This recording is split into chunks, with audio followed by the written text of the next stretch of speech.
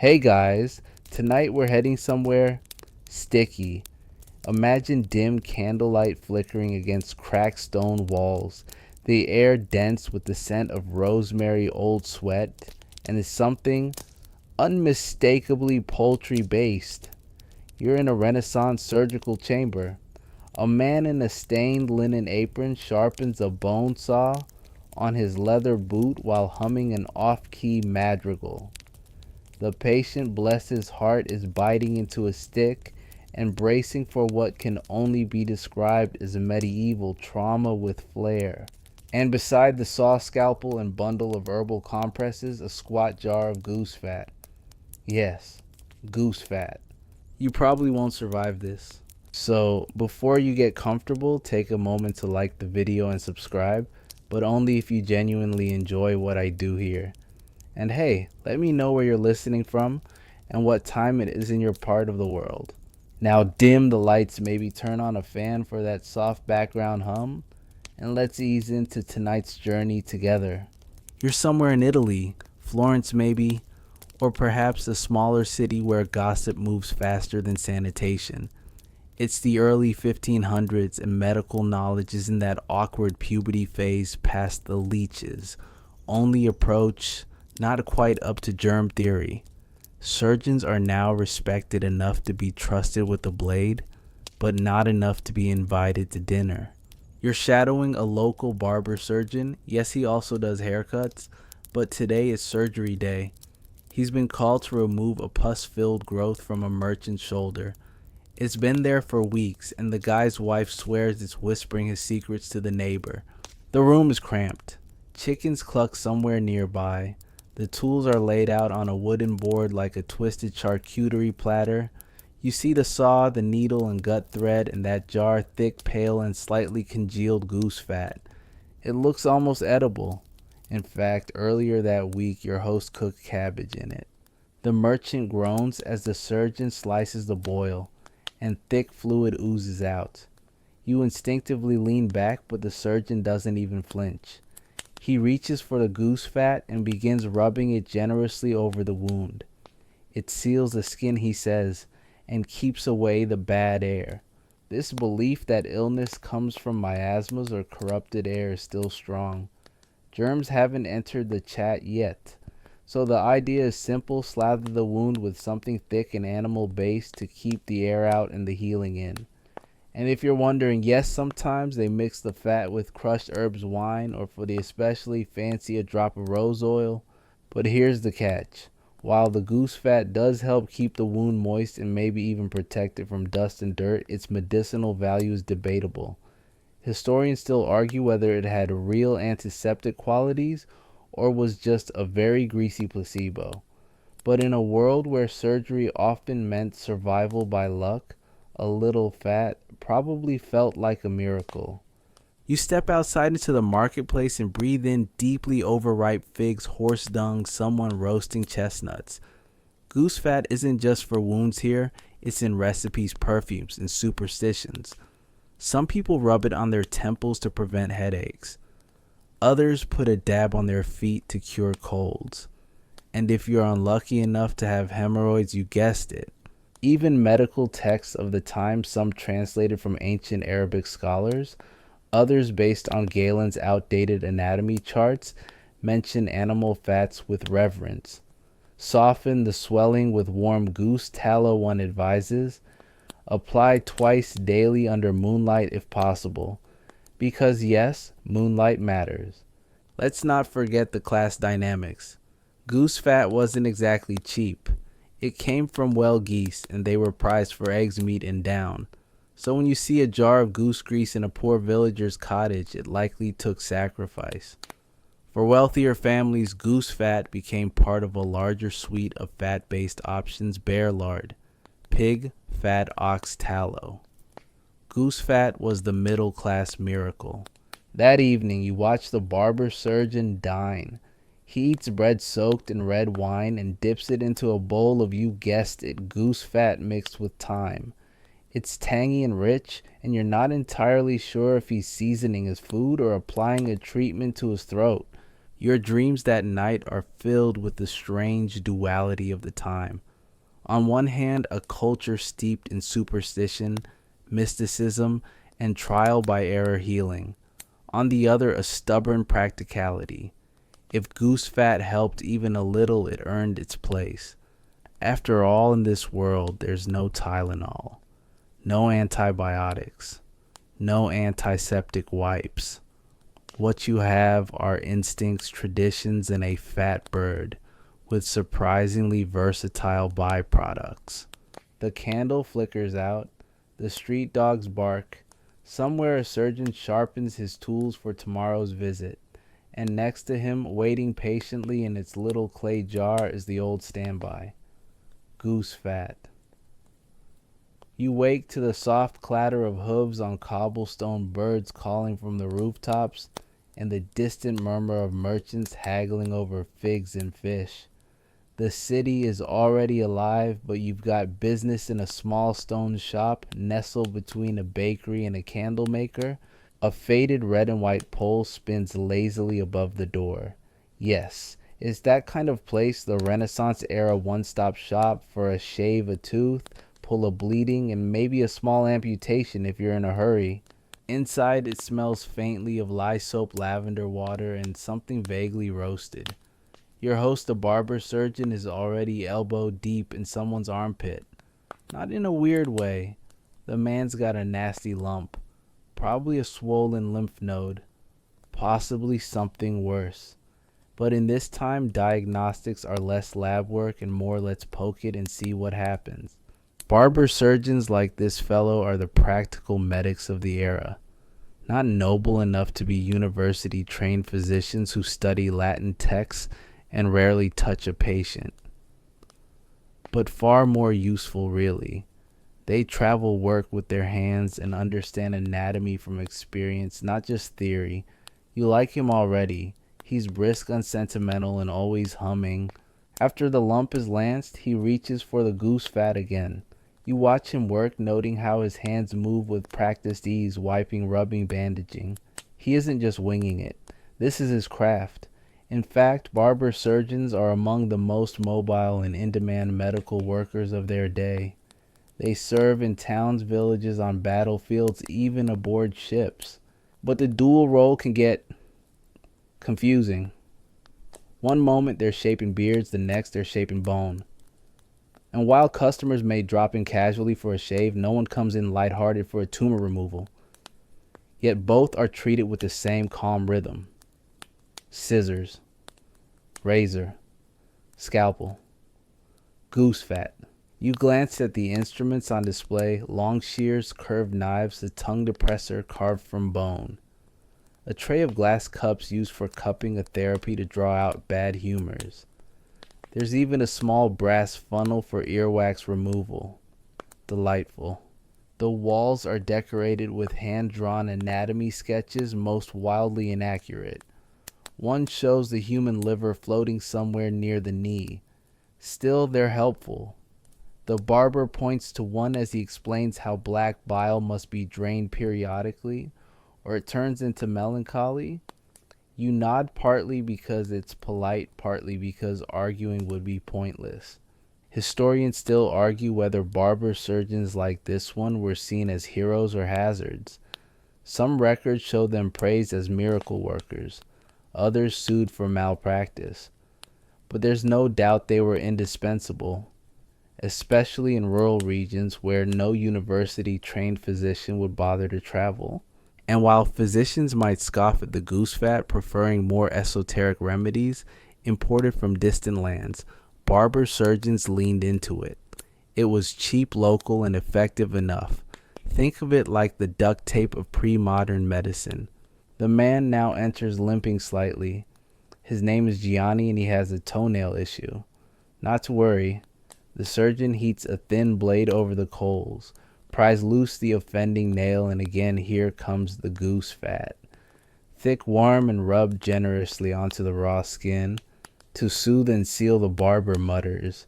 And it's not just a medical aid. Goose fat is also believed to have magical properties. Some whisper it repels curses, others say it prevents balding.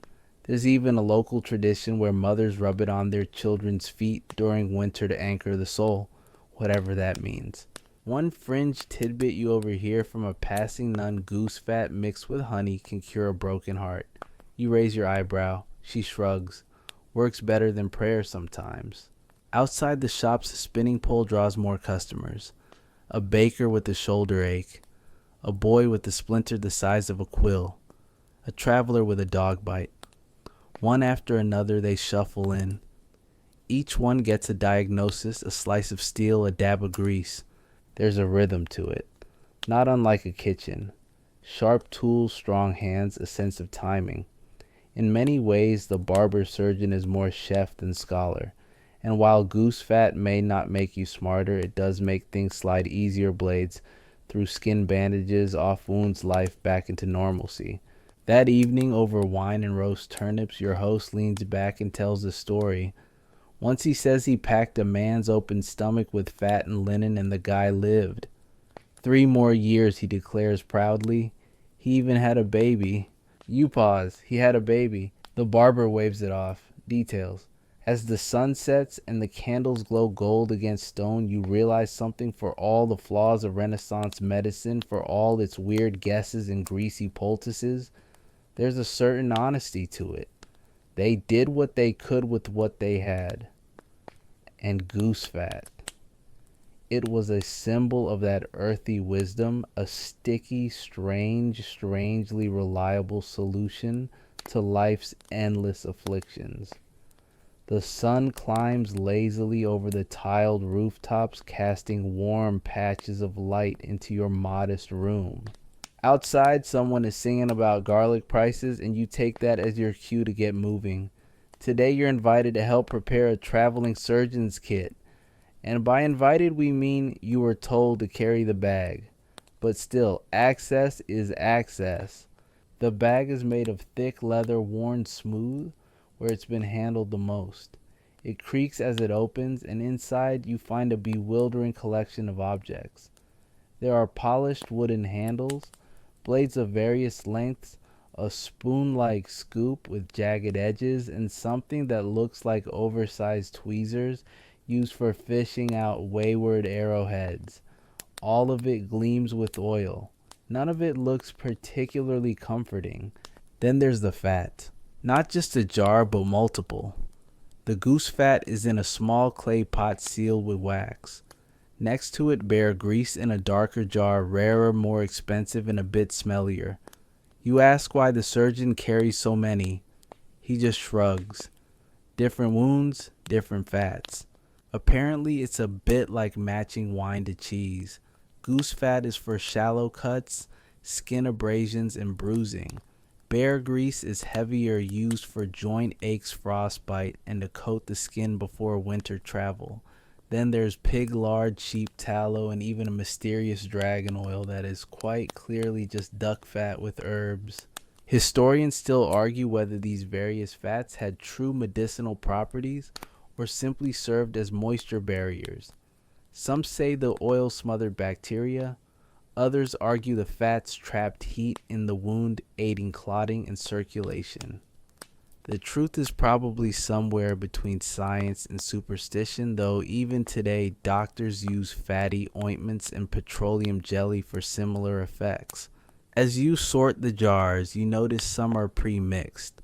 One contains goose fat and rosemary, another is laced with garlic. The most intriguing is pink-tinted rose oil, you're told. That one's for noble clients. Apparently, if you're going to be stitched up after a duel, you should at least smell like a garden. The kit also includes dried herbs, a small bottle of vinegar, and a pouch of sharp needles, and bandages, strips of linen rolled tight and bound with twine. Some are stained. You decide not to ask. Your host picks up a hooked blade and explains its use with a mix of pride and dread. For separating flesh from broken bone, he says, then immediately moves on to a tiny chisel. For teeth that won't say goodbye. And what happens after the cutting fat? Always the fat. He demonstrates on a turnip, carving a wedge and then dabbing goose grease on the open surface. Like sealing wax, he says. Keeps the rot out. The metaphor lands hard. The most unexpected item in the kit is a small painted icon of Saint Sebastian pierced with arrows but somehow serene. For luck, the surgeon says. You wonder if the goose fat works better with saintly supervision. There's a rhythm to packing the kit. Blade cloth fat. Blade cloth fat. It feels like preparing for battle, which, let's be honest, it kind of is. Every patient is a new front line, every wound a challenge, and your weapons are sharp metal and bird grease. You pause at the edge of the table, your fingers lightly resting on a cool, rounded jar.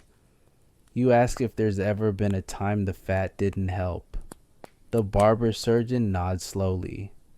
Sometimes it makes the rot worse. If the wound's too deep, if it's already gone bad. He doesn't elaborate. You don't need him to. One quirky tidbit he shares while polishing his shears: some surgeons mix goose fat with wine and beeswax to create a kind of early burn cream. They call it sacred salve. It's applied with a goose feather for irony or tradition, no one's sure. You try your hand at packing a few bandages and help him secure the jars in a leather pouch that buckles at the waist. He pats the bag like it's an old friend. This, he says, is better than a sword. Outside, a boy runs past with a basket of hot chestnuts, yelling about a merchant who sprained his ankle slipping on his own fish guts. Work to do, your host mutters. And so you follow Kit in tow, walking through the narrow streets with your makeshift apothecary strapped to your side. The tools clink softly with every step. It's an odd thing knowing you carry both agony and healing wrapped in linen and sealed with fat. Later that night, as the fire burns low and the instruments are scrubbed clean, you watch your host massage a bit of leftover goose fat into the cracks of his own knuckles. Keeps the hands working, he says. And maybe that's all this is. Not a miracle, not magic. Just maintenance of wounds, of tools of the people trying to survive a world where disease and danger are constants and comfort is found in small, greasy rituals. You're already halfway through your second morning loaf when the day's first patient arrives, a young man pale as flour cradling a badly wrapped hand. Fish hook. He winces, unspooling a stained rag. The wound is fresh, shallow, but angry. The hook is out, but the damage is done. You wince too. It's the kind of injury that could end a livelihood. Your host nods without fuss. Wash then fat. He gestures for clean water, and you help him pour it gently over the wound. The blood runs in rivulets down the young man's wrist, but he doesn't flinch. He's done this before. The next step is almost automatic goose fat, spooned from the jar, with 2 fingers spread across the red skin like butter on toast. There's no dramatic incantation, no moment of awe, just a methodical smear and a fresh length of linen. But still it feels sacred in a quiet way. This is when you ask the question that's been itching at your brain. Why goose fat? Why not pig or sheep or even olive oil? The answer, it turns out, is complicated. For one thing, goose fat doesn't harden as quickly as some other fats. It remains pliable even in cold weather. That means it stays on the wound, soaking in herbs and sealing moisture without stiffening like wax. It's also mildly antimicrobial, although no one knows that yet.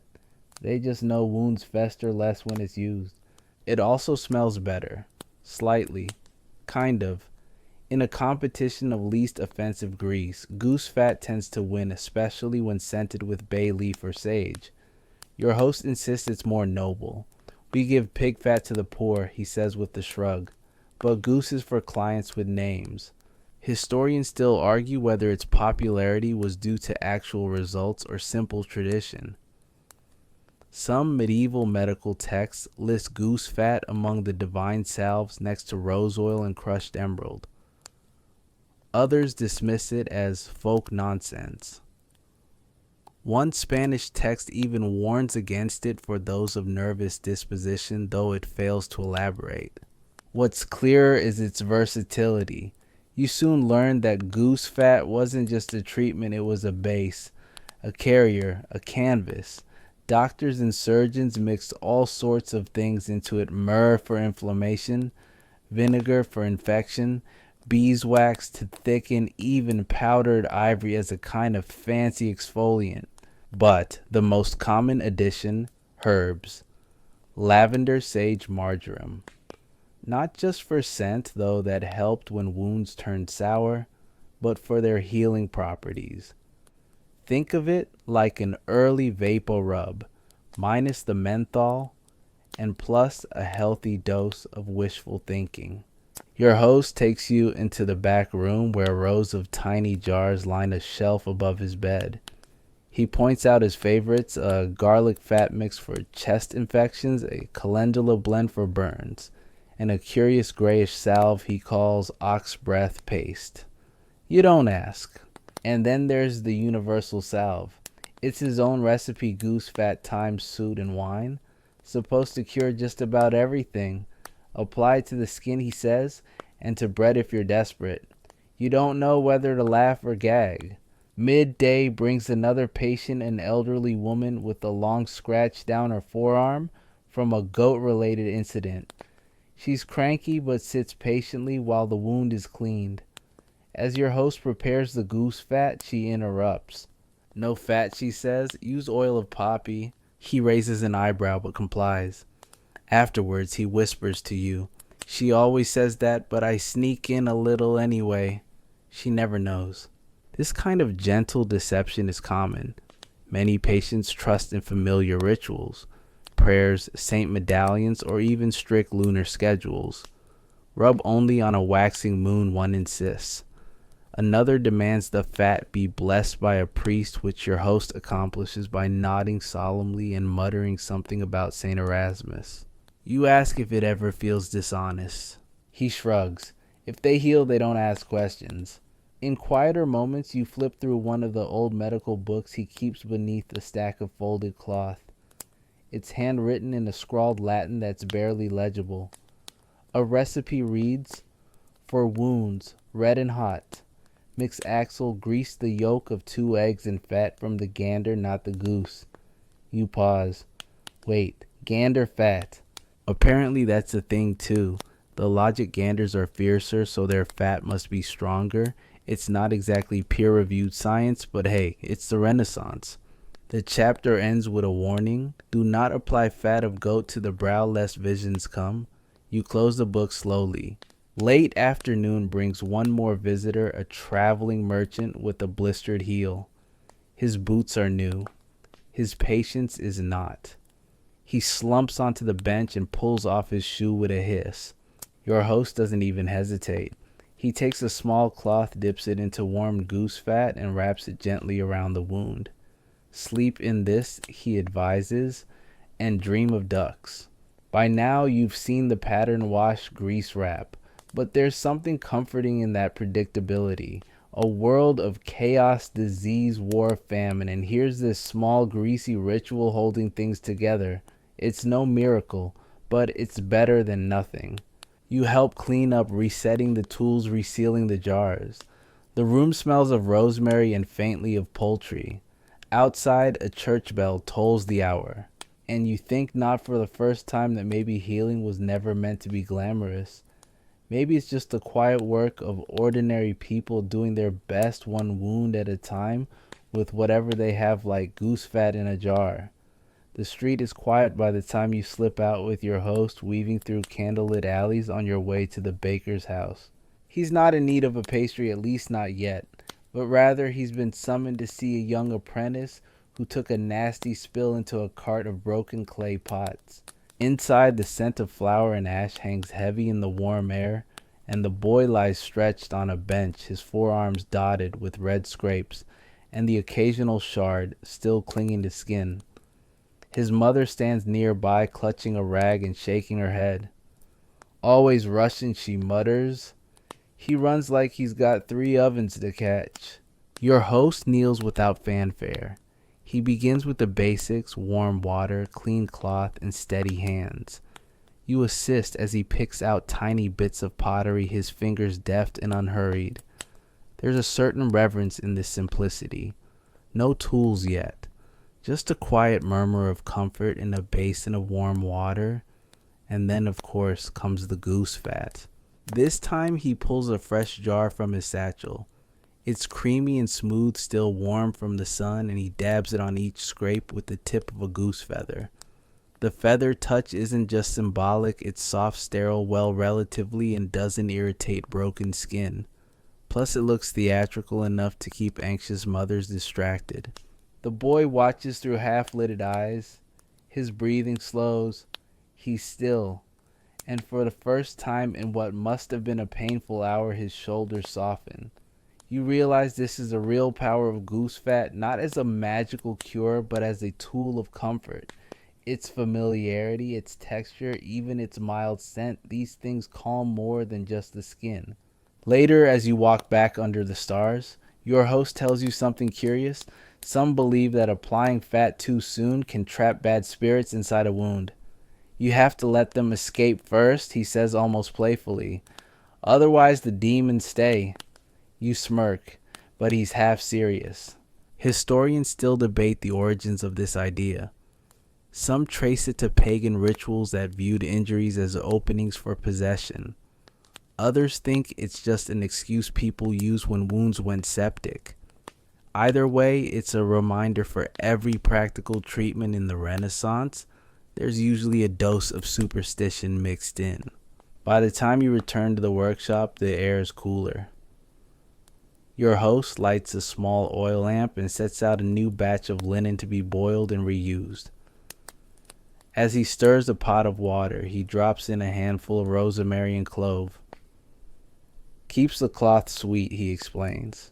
You can't help but notice he also adds a spoonful of goose fat and emollient for the fibers. You ask ever had it go wrong the fat. He nods. Once with a rich merchant. Burned his leg on a lantern. I used the usual salve, but he kept it wrapped too tight too long. The fat soured. You wrinkle your nose. Yes, he says, it can go bad if it's not rendered right, or if it's stored too warm. That's another thing goose fat must be rendered properly. That means slow cooking the fat off the bird, straining out the impurities, and storing it in cool sealed containers. If not, it can turn rancid, becoming a breeding ground for bacteria instead of a barrier against it. Not exactly what you want on your open wound.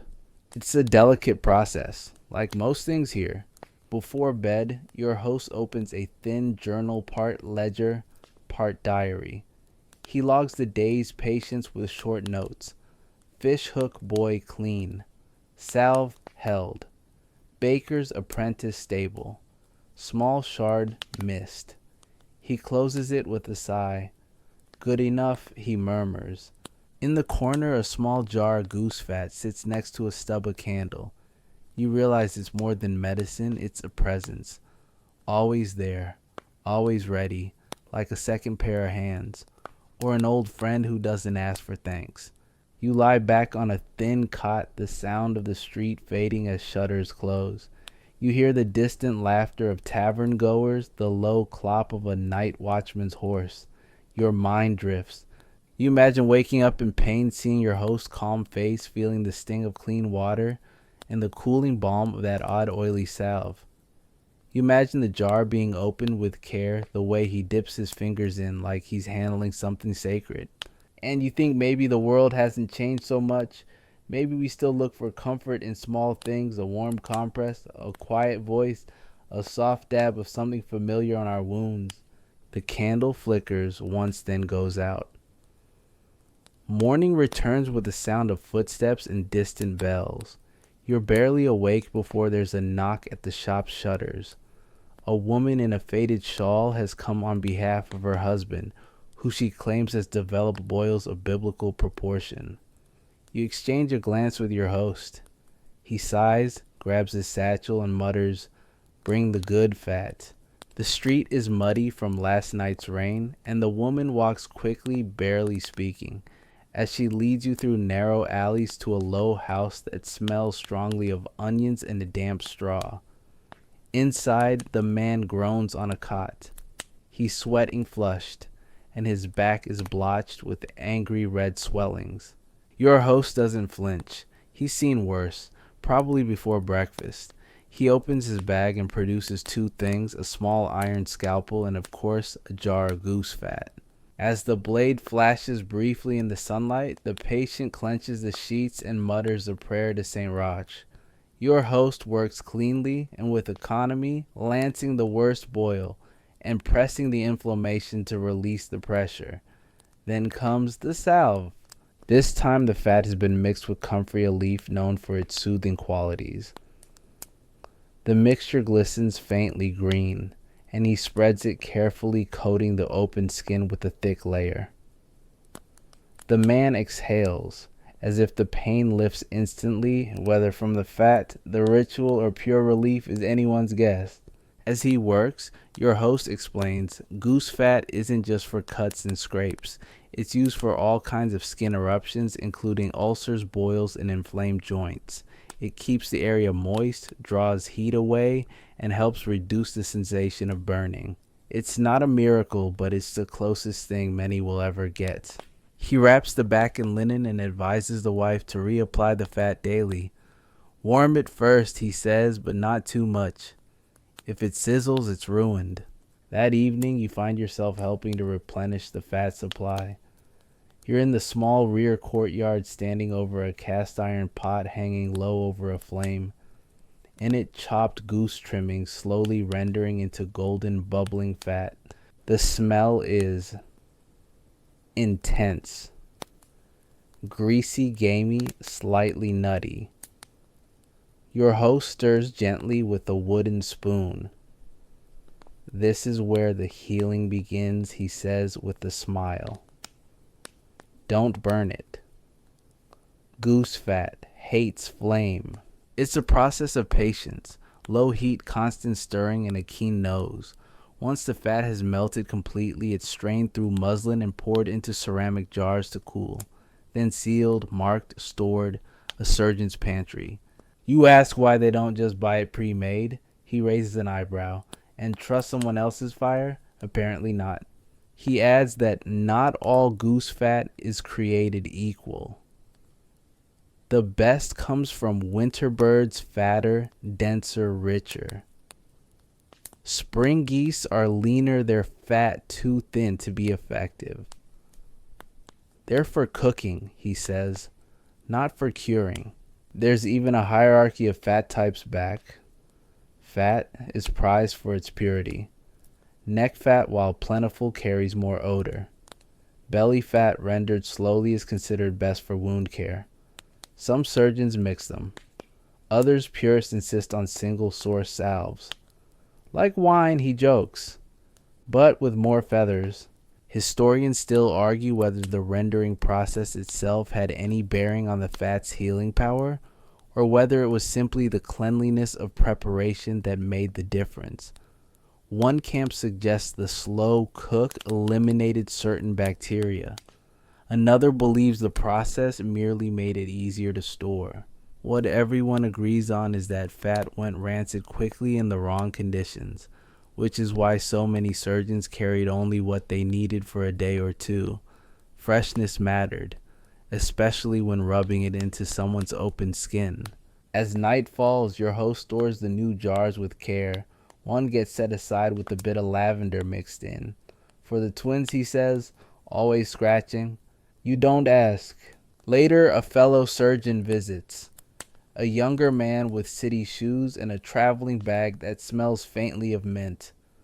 Over wine, they discuss techniques, some serious, some absurd. The visitor insists on adding powdered oyster shell to his salves. For strength, he says, though your host looks unconvinced. They compare mixtures like chefs debating broth. Goose fat and rue. Goose fat and vinegar. Goose fat and ash from walnut trees. Someone once tried pigeon grease. That didn't go well. Another tried no fat at all, just dry herbs and prayer. He retired early. There's a joke passed around the room. What's the difference between a good surgeon and a lucky one? Answer: the smell of their fat. You chuckle mostly out of confusion. As they talk, you realize how deeply intertwined fat is with medicine, not just as a treatment, but as a philosophy. It's adaptable, responsive, easy to carry, and impossible to ignore. It slides between worlds, food and healing ritual, and science, comfort and caution. The guest leaves. The lamp burns low. You help your host label the new batch. He hands you a small jar to keep. For your fingers, he says. They'll crack if you stay here too long. You smile. The fat is still warm and oddly reassuring. You begin to notice the rhythms, not just of the city or the practice, but of the people who come through that humble little shop every day. The limping, groaning, grimacing parade of ordinary folks in search of relief, whether from broken bones or bruised pride. The pain is never subtle, nor is the treatment. Today's first patient is a dock worker, thick-armed, short-tempered, and clearly trying not to cry as he reveals a swollen knee the size of a melon. Slipped on cod guts, he growls as if that should somehow lessen the indignity. He hasn't been able to walk properly for days. Your host crouches to examine the joint, poking and prodding gently, then rising with a knowing nod. Hot compress first, then fat. You're tasked with the cloth, a clean square soaked in wine and warmed over coals. He wraps it around the knee, lets it sit, then unwraps it and reaches for the jar. This one's been steeped with marjoram and comfrey. Anti-inflammatory, your host explains. Or at least that's what the books say. He takes his time rubbing the salve into the swollen skin hands, moving in careful circles like smoothing icing on a cake. The dock worker sighs, a slow, grudging sound of someone whose pain has just been temporarily outwitted. You'll feel it tighten, your host says. That's good. It's pulling the swelling out. And sure enough, after a few minutes, the knee starts to look slightly less furious. It's not magic, not even close, but it is something. Here's where things get strange. Your host brings out a second jar, this one filled with goose fat and crushed mint leaves. For cooling, he murmurs. And then, for reasons he doesn't explain, he places a thin silver coin under the bandage. You raise an eyebrow. He shrugs. Insurance against bad spirits. Historians still argue whether objects like this had any clinical effect. Most agree they didn't. But placing charms coins or small relics into bandages was surprisingly common, especially in cases involving joints, bones, or roaming pains. The idea you needed to anchor the healing energy in metal being earthborn did the trick. The dock worker doesn't question it. He's already limping out, grunting something like thanks. Your host wipes his hands on a towel and says pain makes men believe in anything. You nod. Then you ask what about anesthesia, anything besides alcohol and prayer. He leans back thoughtful. Some use mandrake, henbane, too much and you never wake up. Others give poppy syrup, but mostly, he pauses and grins.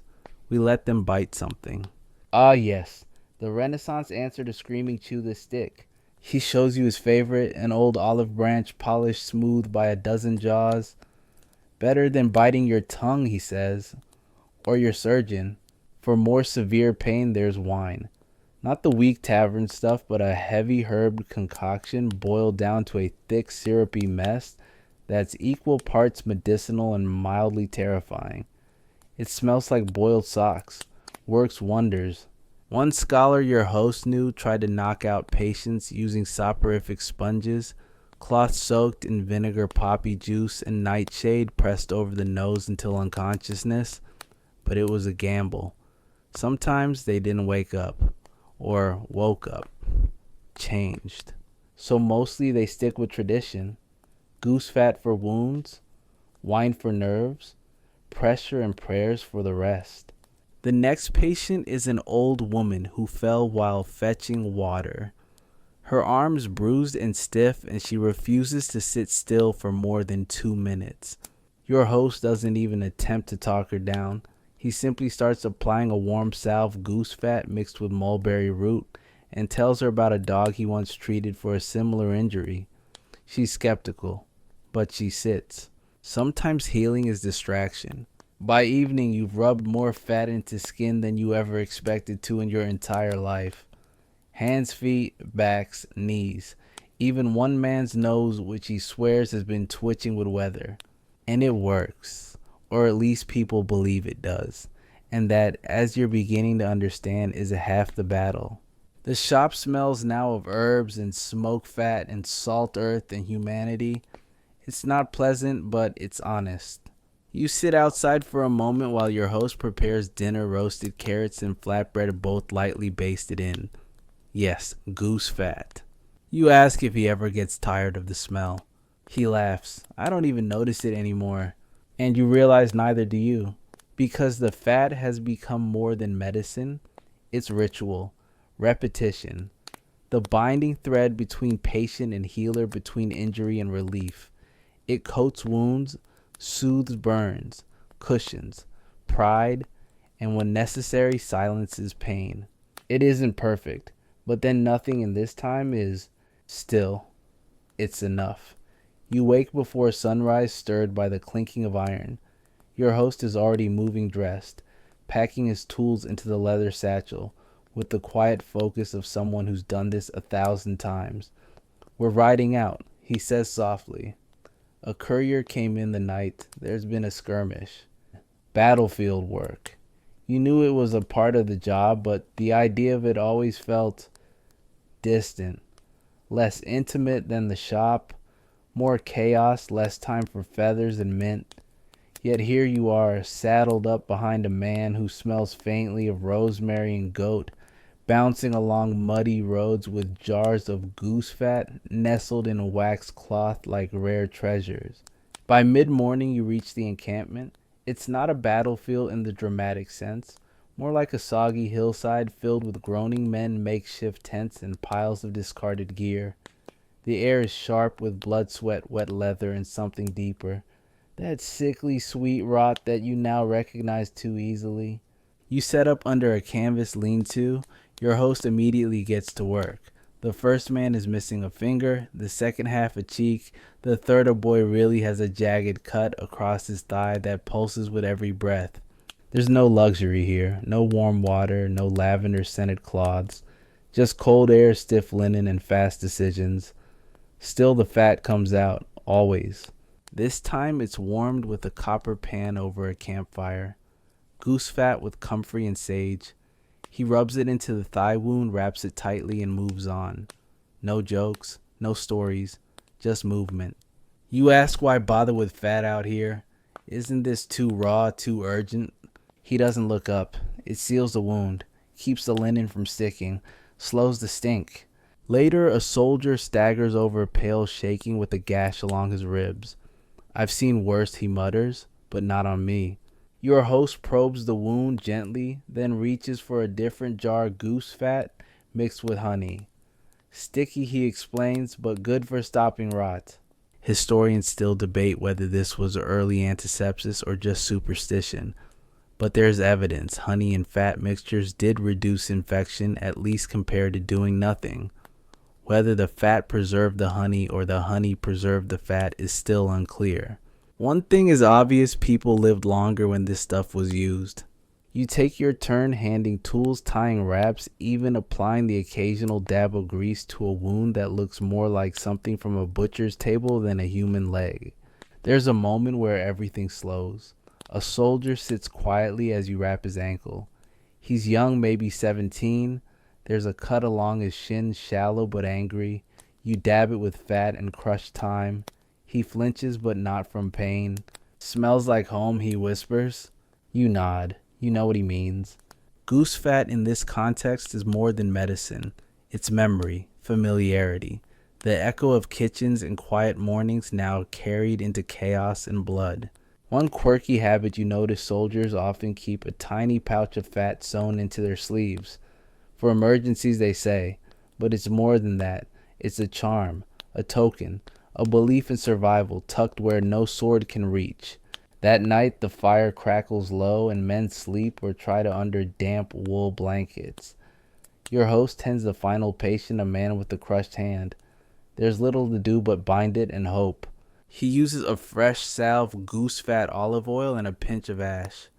It smells like bread, oddly enough. Sometimes the smell helps, he says, gives them something to hold on to.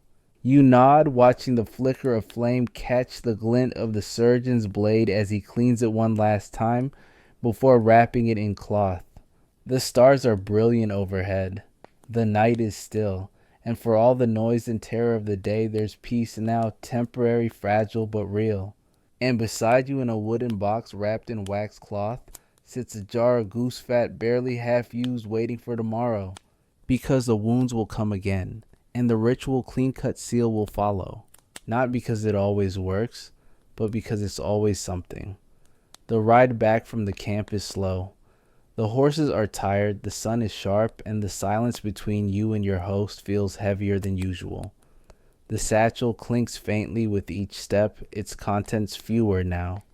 You carried in 6 jars of goose fat, only 2 remain.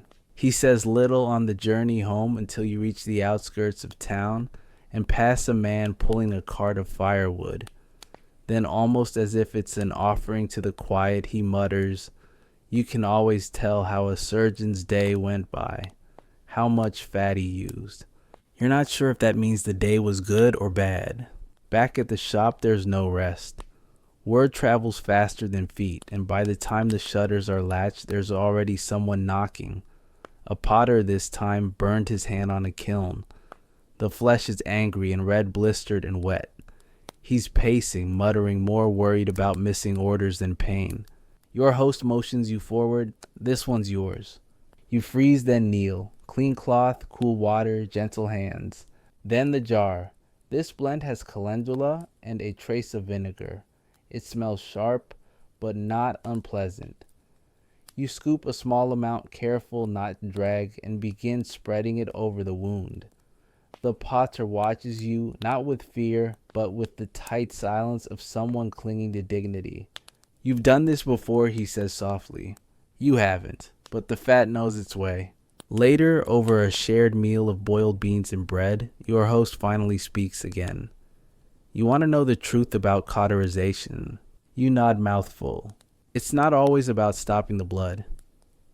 Sometimes it's about timing. Pain makes the body obey. Burn a man fast enough and his muscles tense around the wound like a clamp. The blood slows. Then you cool the site with fat.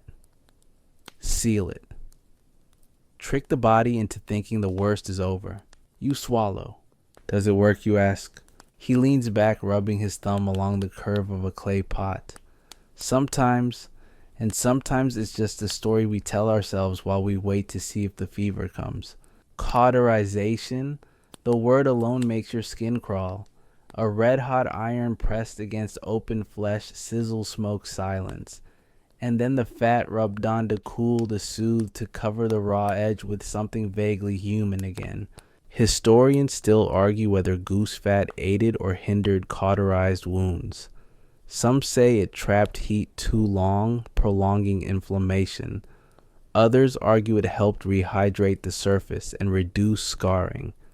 Either way, surgeons used it religiously after burns, after cuts, even to prepare skin for further slicing. There's a small iron rod in the shop, blackened at one end. You hadn't noticed it before. Now it seems to glow even cold. You ask how often he uses it. "Less now," he says. "More fat, fewer fires." He stands and fetches a small scroll from a shelf, an old anatomical drawing from Italy. The human body rendered like a sculpture. Perfect. Clean. Impossible. This is what the books say he tells you tapping the paper, but no one bleeds in ink. Real people, he explains, are messy. They twitch. They scream. They sweat, slip, spit, cry. And when it's all over, they still expect comfort. That's where the fat comes in, he says. It says you survived. You remember the soldier whispering that it smelled like home. It's starting to make sense. You clean the tools in silence that evening. The scalpel to probe the spoon-like curette. The jars are resealed. The cloth is folded. There's one small bandage left over, soaked in goose fat and thyme. You don't know whose it was meant for. Your host takes it and places it in a box labeled spares. Not wasteful, not forgotten, just postponed. Before bed, you sit by the fire and watch him wrap his own hand in cloth. The joints, he explains, they swell at night.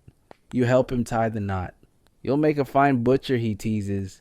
You smirk. Surgeon, you mean? He raises a brow. The difference is the patient walks out. You both laugh, and you're not sure if it's funny or true or both. And as the flames dance in the hearth, you realize the fat isn't just medicine. It's a symbol of care, of control. In a world where infection and death lurk behind every cut, it's the gentle touch that says we did our best. And sometimes that's enough.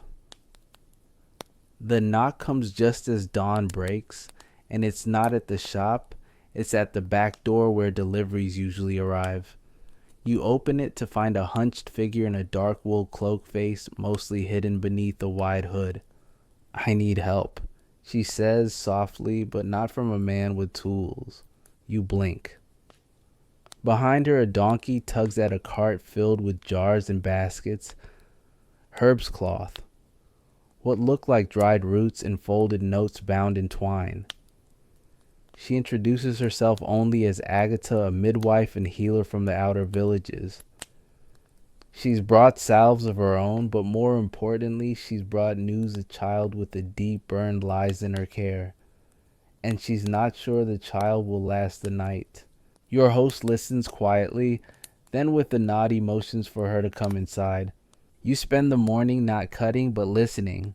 Agatha spreads her supplies across the table, mugwort, dandelion leaves bits of powdered resin, and yes, several small pots of rendered fat. But hers isn't just goose, it's mixed. There's duck, even badger in one. The smells are earthier, muskier, but strangely sweet. Goose fat is good, she admits, but other fats do different things. Duck for swelling, badger for heat. We mix them like stories. She invites you to smell a pale green salve. It's sharp with rosemary and slightly minty. For fevered skin, she says, we rub it into the soles of the feet or just behind the ear. You ask if that's medical or magical. She smiles. Depends on who's watching. Historians still debate the roles of women healers like Agatha, whether they were intuitive folk geniuses or dangerous quacks in skirts. Records are sparse, often written by the very men who sought to replace or suppress them. Yet, their treatments persisted handed down through whispers, marriages, births, deaths. Goose fat for these women wasn't a miracle cure. It was a carrier, a base, the blank page on which they painted remedies passed down over generations. One particularly strange jar contains what looks like crushed walnut shell mixed with soot and lard. For ringworms, she explains, smells awful, works better. Your host is respectful, curious even. He asks about her methods. She asks about his patients. They speak as equals, not something you've seen him do often. Later, you all walk to the edge of town where the child lies bundled in a wool blanket, face pale but calm. The burn is across her shoulder, red-cracked, blistered, but not yet infected. Agatha works first, gently cleaning the skin with honeyed water and a strip of cotton soaked in lavender. Then she applies a thick paste goose fat malign and a pinch of ash from an oak fire. Your host says nothing, just watches. And when she's done, he nods once solemnly and offers a fresh bandage from his bag. The mother of the child presses a coin into Agatha's hand. She refuses. Use it for a feather pillow, she says. Soft shoulders heal faster. On the walk back, you ask your host if he'd ever train a woman. He doesn't answer for a while. Then finally, if she'll show me how to make that mint foot salve, I might let her run the shop. That evening, Agatha prepares to leave. She gives you a small pot of her badger fat and tells you to use it on your wrist if the winter gets mean. You promise you will, even if you won't. You watch her ride away into the dusk, her donkey clopping, slowly her cart creaking with the sound of half a century's worth of whispered cures. Back in the shop, you find one of your host's jars now labeled Agatha's Mix. He says nothing. You sit quietly staring into the fire, and it dawns on you that goose fat, this humble, slippery thing, has bridged more gaps than you expected. Class, gender, medicine, and myth. It's not a cure-all. It's a common ground. And maybe that's its greatest power. There's a shift in the air before anyone says a word. It's subtle attention in the street, the quick glances of passers-by, the quiet of the pigeons. You see your host standing at the doorway, arms folded, brow low. Then a bell rings in the distance, low, drawn out, and unmistakable. The plague has returned. You don't ask how he knows. He doesn't need a proclamation. It's the smell, the fear, the sudden stillness of a neighborhood that was bustling the day before. Within the hour, the first patient arrives, a tailor's apprentice, cheeks flushed, eyes sunken. He sways as he walks. His master insists it's a cold nothing more. Your host doesn't argue, but the glance he gives you says everything. He burns a sprig of rosemary in the corner. Not for the illness, but for the fear. For all their ingenuity, Renaissance healers had no cure for the plague. No way to stop it, but they still tried. The goose fat jars are rearranged. Not for wounds now, but for the skin lesions, the buboes that form beneath the arms and legs. The fat is mixed with vinegar, garlic, sometimes with ashes of burnt herbs, and applied directly to the swellings. It's not pleasant, it's not effective, but it gives the illusion of control, of care. Historians still argue whether this practice did more harm than good. Some think the fat sealed in the poison. Others suggest it reduced contact with air, which was believed to carry disease. One French physician even claimed the scent of goose fat could repel corrupted air. No evidence supports that, but desperation doesn't wait for proof. The shop fills with families seeking help. Your host no longer laughs, no longer tells stories while working.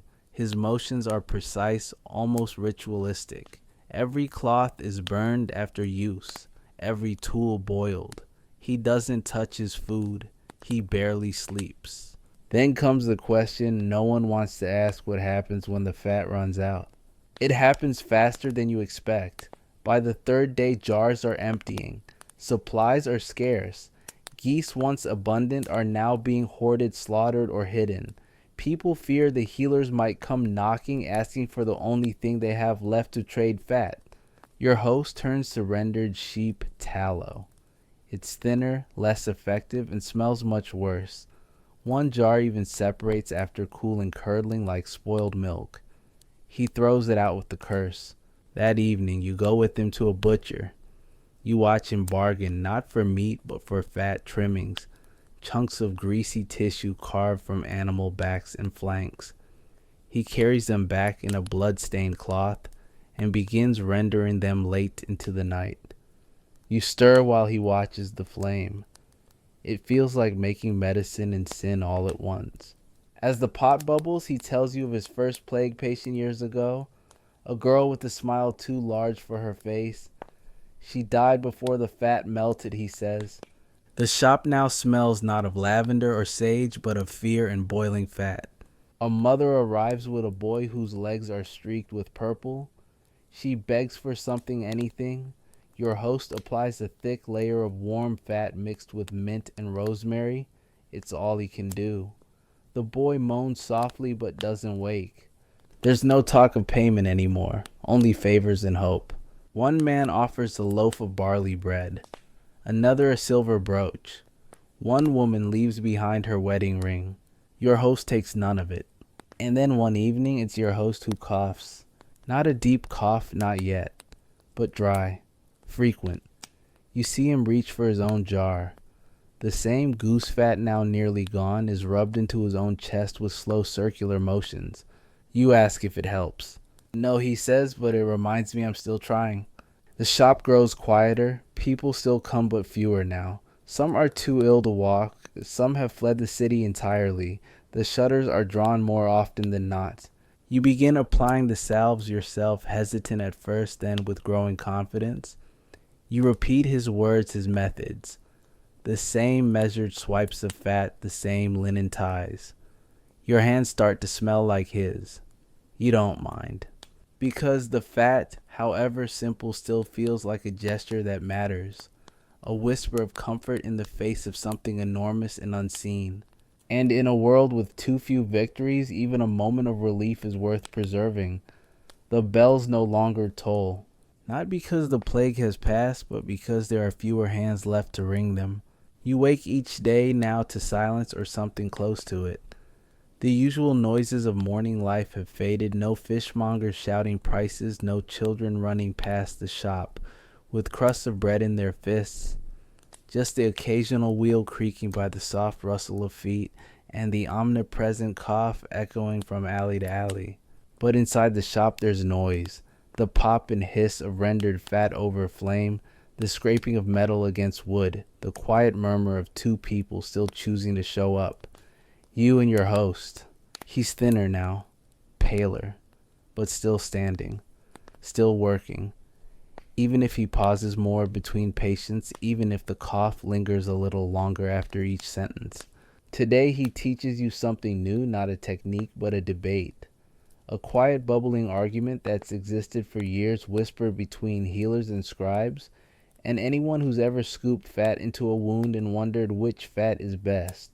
It sounds ridiculous at first, but he's serious. He lines up 3 jars on the table.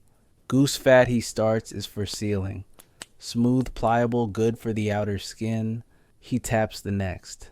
Bear fat, thicker, holds heat longer, better for joints, deep bruises, frozen fingers. Then the last pig fat, absorbs herbs well, more common, less elegant, smells stronger. Some say it's too coarse for cuts. You ask if he believes that. I believe people want to believe they're doing something special, he replies. Historians still argue over the efficacy of these fats. Some 15th century French texts praise bear grease as the ointment of kings. Others dismiss it as superstition from the mountains. One German scribe insisted that only pig fat should be used for burns, claiming it carried the fire out through the pores. No evidence supports this, but again, evidence is hard to find when most proof was anecdotal and often buried with the patient. The real distinction, your host says, was social. Bear fat was expensive, goose fat less so, pig fat common. What people used depended not on science, but on what they could afford or barter. In noble households, salves might be scented, colored, even perfumed. For peasants, it was whatever fat dripped from the pot. Add a sprig of thyme and hope for the best. He shows you an old ledger, not a medical text, but a merchant's book of goods. It lists goose fat beside cinnamon and silk. A luxury traded in jars, often mixed with almond oil or powdered amber. They sold it like perfume, he says, shaking his head, and called it healing. You flip to the next page. Pig fat listed among candles and soap. Bear fat scribbled in a margin with the note for shoulders and witches. Apparently some believed rubbing bear fat on the body could ward off spiritual ailments or encourage strength. There are even tales of warriors anointing themselves before battle, not for protection but for courage. One entry reads simply, bear grease on the chest. Fearless dreams. You ask if that's true. Your host shrugs. Might be worth a try. Later, a customer arrives with a swollen elbow. He's been bitten by a cat or so, he says, though you suspect it was something less domestic. The wound is puffed red and angry. Your host gives you the look. This one's yours. You wash dry and then go to the jars. For once you hesitate. Goose, pig, bear. He watches you. You choose goose. Not because it's proven or prestigious, but because it feels right. You mix in a little chamomile, stir slowly, then apply it with the tip of a feather. The man winces but exhales. That's warm, he murmurs. And maybe that's the point. It's not always about the science. Sometimes it's about trust. That night, over a weak stew, your host reflects aloud. We used to argue over the fat like it mattered more than the wound. He smiles barely. Maybe it did. You finish your bowl in silence, the fire low and flickering. Outside, the city sleeps uneasily. Inside, 3 jars remain on the shelf. different animals, different textures, but in the end, all trying to answer the same question: how do you ease pain with what little you have? The rains arrive with a stubbornness that mirrors everything else about this season. They fall in soft, steady sheets for days, turning the streets into rivers of mud and misery. But oddly, there's a return of something resembling routine. People begin venturing out again, not many, but enough to remind you that life hasn't disappeared entirely. They come bundled in cloaks, holding bundles under cloth, speaking softly but moving forward nonetheless. And among them, a surprise letter. It arrives rolled tightly in oilcloth, stamped with a faded seal from a nearby monastery. The note is brief and painfully formal. The infirmary has run out of supplies. They are treating 15 patients with hot swellings, several fevers, and one broken femur. Would your host be willing to assist? He doesn't even hesitate. Of course, he says, as if there's another answer. You travel with him the next morning through thick mist and the stink of wet livestock. The monastery is nestled against a low hill, its walls weathered and stained by time and smoke. Inside the infirmary is surprisingly clean rows of cots, folded linens, and the quiet presence of monks moving with practiced grace. The brother in charge greets your host with a bowed head and a whispered plea. We need your goose fat. Your host opens his satchel and lays out his wares like a magician, revealing tricks jars of goose fat sheep, tallow, a single tin of precious bear grease, and bundles of wrapped herbs. They're nearly reverent. Here the fat is treated not as a cure-all, but as a sacred material. They call it oleum anserinum, the oil of the divine bird. One monk insists it has scriptural roots, citing a vague passage about feathers and healing. Your host raises an eyebrow but says nothing. You assist in treating the patients, each one more fragile than the last. There's a boy with ulcers on his feet, an older man with cracked skin across his back, a woman recovering from a broken hip, her skin pale and translucent like thin wax. The fat comes out again and again, warmed by candlelight, stirred with herbs, and applied with a careful, almost prayerful touch. One brother applies it using a wooden spoon carved with a small cross. He insists the shape helps spread grace. Historians still argue how much of Renaissance medicine was science and how much was pageantry. In places like this, the two blend. Faith fills the gaps where knowledge falters, and goose fat in all its humble slipperiness becomes an extension of mercy. You work all morning, and by midday the room smells of rosemary, boiled linens, and the sharp tinge of vinegar. One monk offers you broth from the kitchen, thin, warm, and strangely comforting. You drink it while watching your host rebandage a monk's leg with strips soaked in goose fat and mint. Later, he shows you an innovation: fat bandages. Not just salves, but entire wrappings pre-treated with fat, and herbs rolled tight and stored in cool places. They're quicker to apply, longer lasting, and help wounds from drying out. The monks store them in clay pots sealed with beeswax. We've tried adding lavender, one says proudly. Helps with the smell and the flies. Back in town, you adapt the idea. Your host clears the shelf in the shop and begins making your own batches goose fat, infused with different herbs spread thin over linen, rolled and stored. You label them for burns, for swellings, for old joints. Soon, people begin asking for the wraps by name. Do you have the sleeping salve bandage, one asks. Another, the mint roll. You see something happening slowly in real time. Not a revolution, but a refinement. And perhaps that's what healing has always been.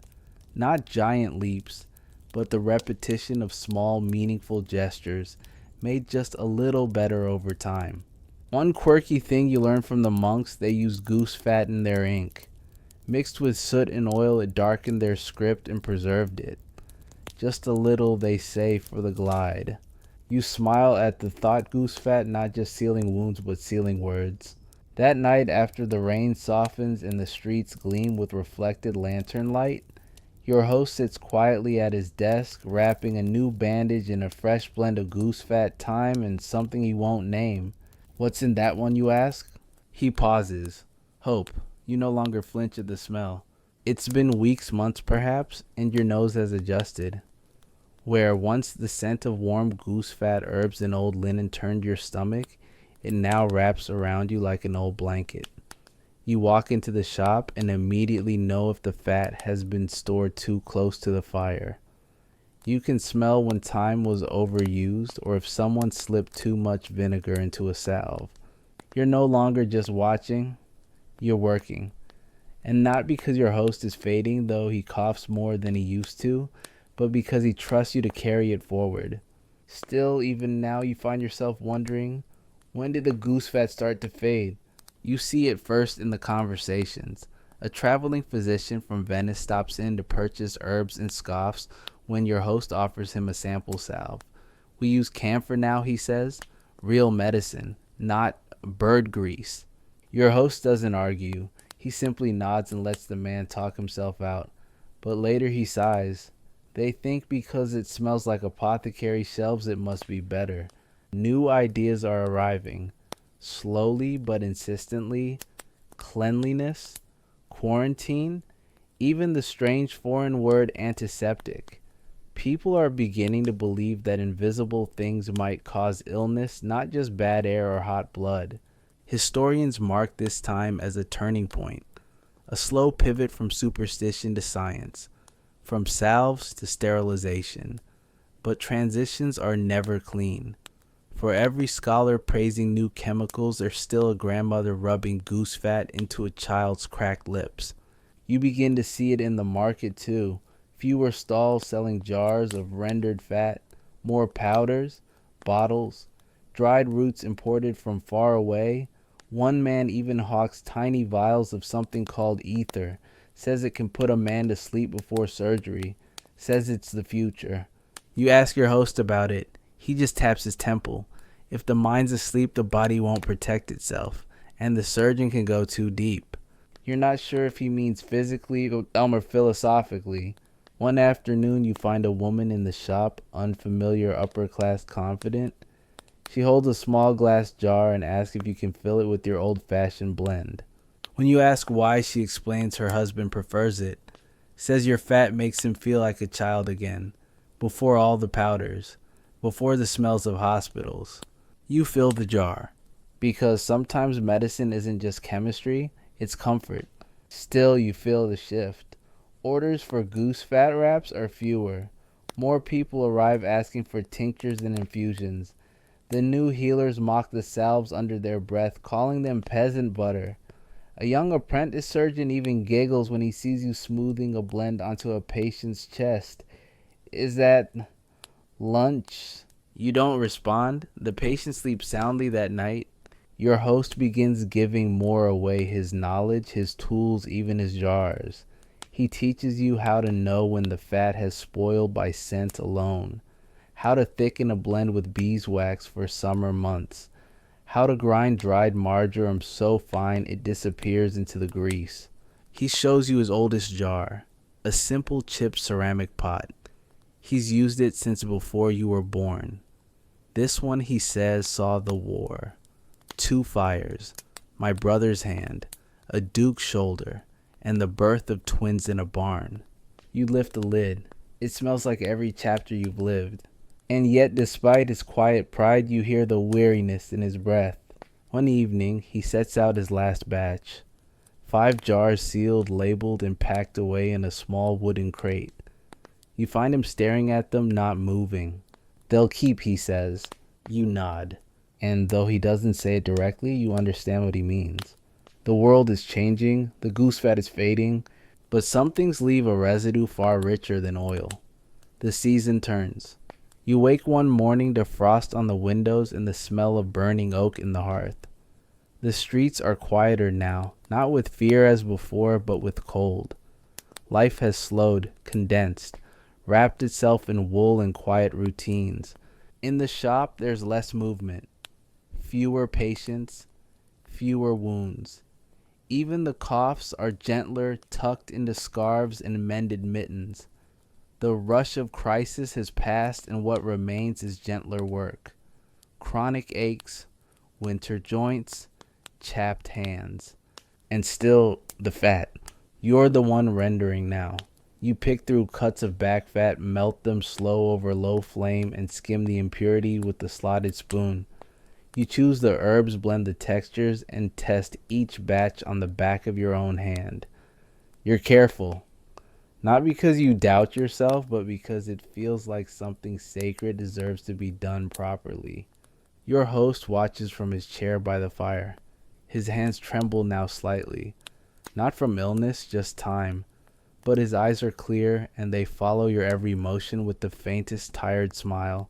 Did I ever tell you, he says, why I started using goose fat? You pause, shake your head. It was what my mother used, he says, when we got cuts, when we were sick, when my father burned his leg in the stove. She kept a jar by the window, always warm, always ready. He leans back, the firelight catching the curve of his cheek. It smelled like home. You sit with that for a while. There's something deeply human in that, a substance passed down, not through textbooks, but through touch. Something that outlives charts and debates. Something that doesn't need a Latin name to be effective. Historians, you imagine, won't write books about goose fat.